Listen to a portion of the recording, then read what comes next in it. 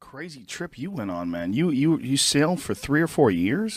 So no, I sailed for actually around 7. God. Yeah, and it was left from Los Angeles, Santa Barbara, Los Angeles, and went through the South Pacific. Spent 4 years there, and continued and across the Indian Ocean and Mediterranean. So I'd done some crazy stuff. A lot of that stuff was when I was working for the National Geographic Channel. So was kind of set up where I would go and do short 3 to 5 minute kind of filler documentaries in between the longer segments of a news show that they had.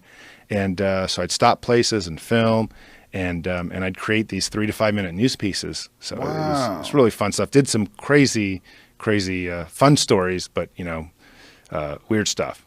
Yeah, I would imagine that would be an insane life of adventure.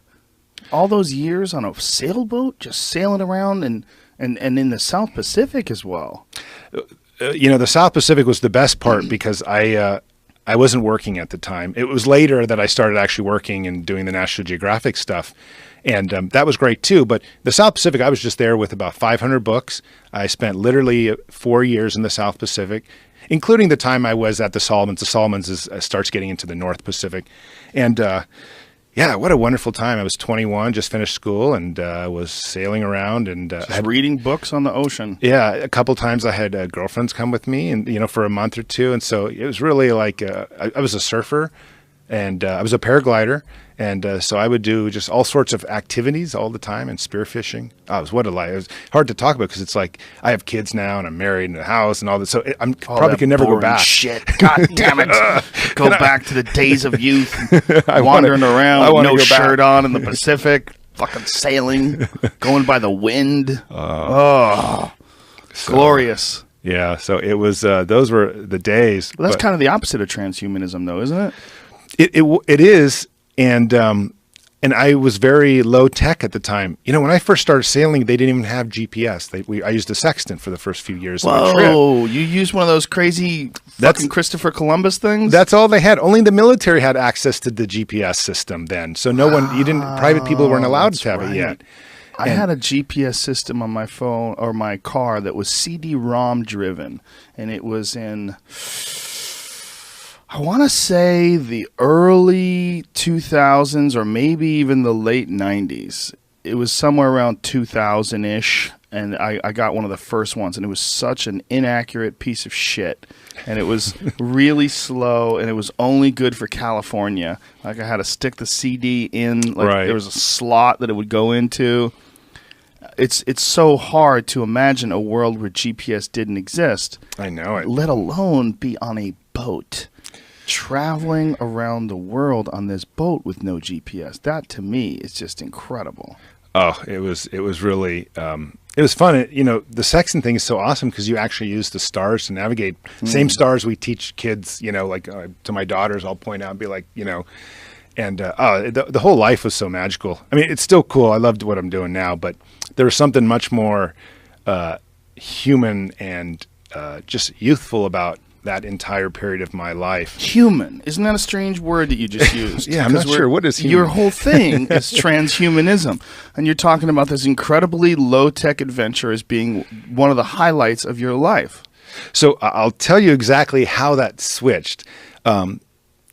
After most of the sail trip, I was actually covering a story in Vietnam for the National Geographic Channel. We were covering a story on bomb diggers. And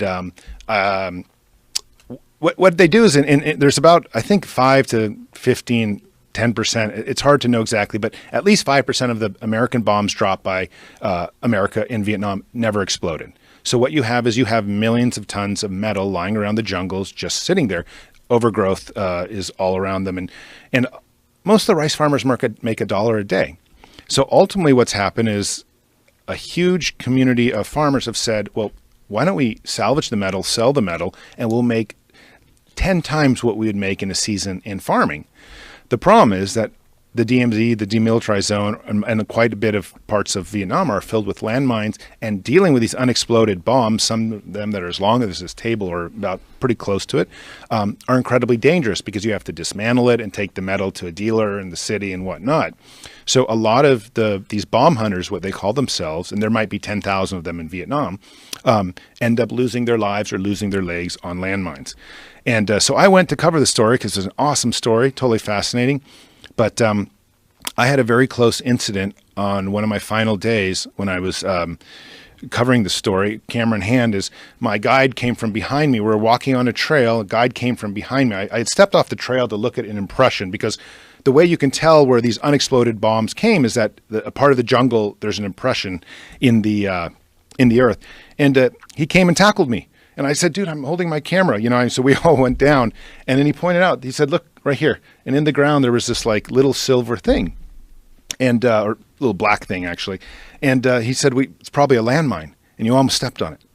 And I just kind of sat there and I thought, wow, that's a little too freaky for me. I had already, like, in the years preceding this, I had all my diseases on the sailboat. I had been to a number of war zones. I just, about a year earlier, had a huge kind of bunch of incidents in the Kashmir, Indian-Pakistan conflict, which I covered. I did a humanitarian kind of war piece there. And I was, the landmine incident was the one that sort of, in my brain, said human to transhuman. And I thought, I'm not doing dangerous things anymore. I actually went home after the incident. It just, there was a shook you up that much. Well, it was like a philosophical bomb went off my head. And I said, you know what? I'm 28 years old. I've been doing crazy things for huge amounts of time and getting very lucky. I was working at this nonprofit organization in Cambodia called Wild Aid, and we were doing undercover work to busting poachers. We were literally, I'd go with a team of militia. We were a nonprofit, and we'd go into places and free live animals that had been confiscated for food, and we'd, literally arrest poachers because they have, China and Cambodia have this illegal poaching system. But it was like, I had just come from about a month of doing that, and it was like a little bit too much for me all. It was just too much danger, too much hecticness. So the landmine incident was the one in my mind that changed it. And I said, I went home, and that's when I essentially began working on the book and the Transhumanist Wager, which has sort of launched me into this this public career of promoting transhumanism. Now, I'd always been a transhumanist. I was someone who wants to use technology and science to upgrade myself, but this was the time that I made it personal. This is the time that I said, I'm done having fun and just writing journalistic stories. I'm now going to actually dedicate my life to something that means a lot to me, because I don't want to ever have to be facing death. The landmine certainly would have killed me, I think, or at least maimed me to such a, you almost always lose legs. And it was just a little too much for me. So I came back, and that's sort of how my career, the trajectory of transhumanism for me, took on this quite public role.